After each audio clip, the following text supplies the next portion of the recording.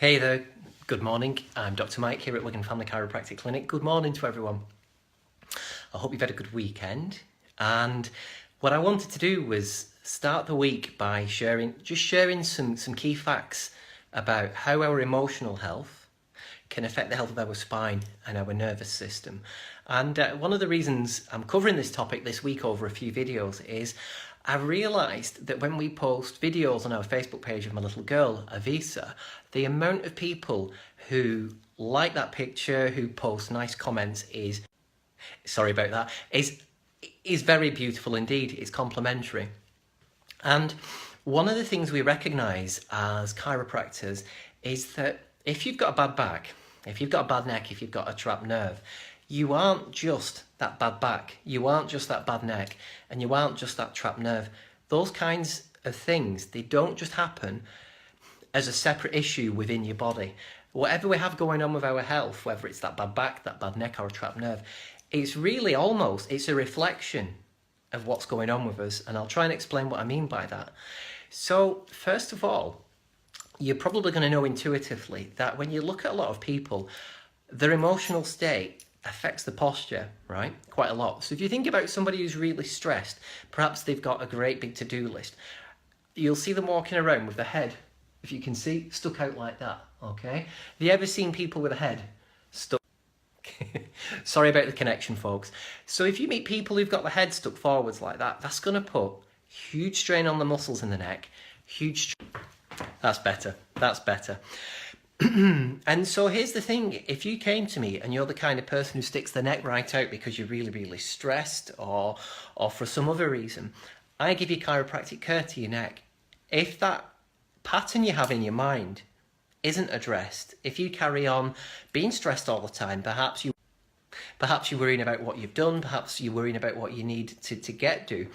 The problem with that is going to be that no matter how much chiropractic care you have from me or from some other chiropractor, if you've still got an emotional state going on in your brain that's been reflected in your body, you've got to stop and think about that, and you've got to stop and think about how you can address that, and stop and think about whether or not the stress that you have at things you've done and things you've not done is really serving you, and finding a different way to deal with that. It's the same with a lot of people who are depressed. If you watch them walking around with the shoulders forwards, the posture forwards. In fact, if you're feeling fine right now and you slump your head and you slump your back and shoulders, you'll probably find that within a minute or so, that affects your nervous system, that affects the hormones that your body's making. And just doing that posture will make people feel depressed. So again, if someone's coming having chiropractic care, it's important that they identify factors like that, because whatever emotional pattern we're running, whether we're stressed because we never feel like we've done everything we should, or whether we feel depressed at things that have happened or haven't happened, your emotional state will shape your spine very, very much.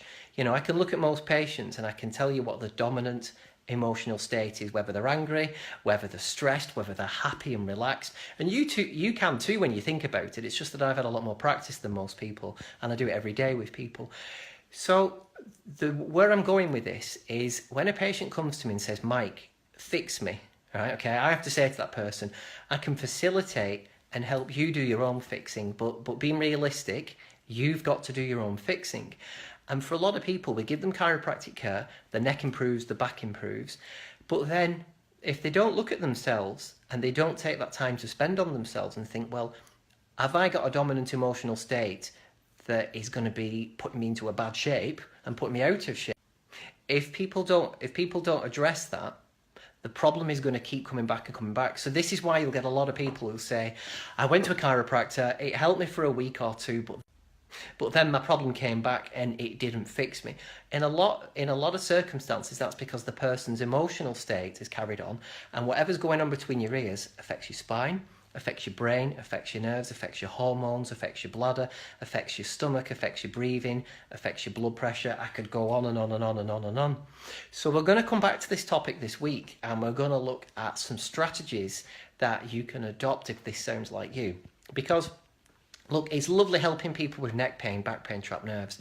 But what's even better is when people start doing things themselves so that they stay better, But often, do you know, like we said at the start of the video, sorry about this connection, a bad back, a bad neck, a trapped nerve is really a reflection of the person. It's not the problem.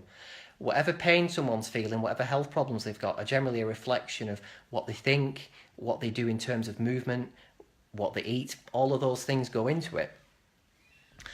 The real happiness in chiropractic practice is seeing people go from being in pain to being out of pain, but then doing things so that they don't just stay out of pain, but they move forwards. Because a lot of times, if you've come to a chiropractor with a health problem like a bad back or a bad neck, one of the things that reflects is the person has got stuck, and the neck gets stuck and the back gets stuck, but often people's lives have got stuck too. So when people get out of pain and they've been to the chiropractor and they start thinking, what can I do with myself, especially emotionally and mentally, what can I do with myself differently that's going to help me move forwards in life? That's where people don't just deal with, but also people start to get a transformation. So you can go to a chiropractor just for a bad back, or you can go for a chiropractor because you want to start a process within yourself that's going to mean you move forwards and have a better life. I think that's worth thinking about. Thank you for bearing with me on this video, guys. It stopped and started with the broadband more times than that I can count. Have a brilliant Monday. Any questions, any feedback, just get in touch. I look forward to seeing you all soon. Bye for now.